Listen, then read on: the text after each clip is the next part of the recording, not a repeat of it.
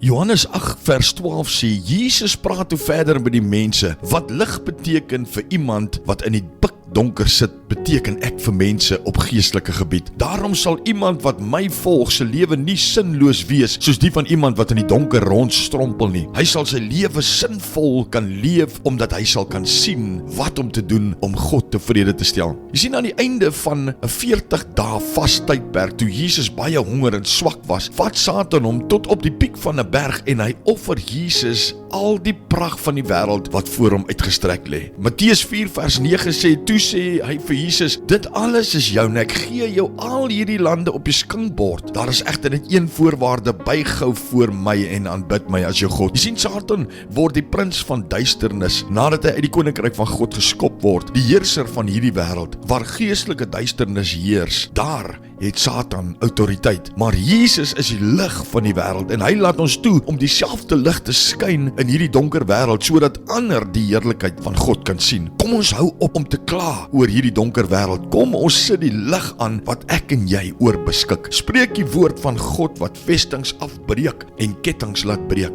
Die prins van die duisternis moet vlug wanneer die lig bars uit die lippe van 'n gelowige. Dis die krag waaroor ek en jy beskik. Abba Vader, dankie Here dat U die lig van hierdie wêreld is, en dankie Here dat U lig deur ons kan skyn, dat ons 'n verskil kan maak in ander mense se lewens, sodat hulle ook die heerlikheid van God kan sien. Ons loof U, ons prys U en ons eer U in Jesus se naam. Amen.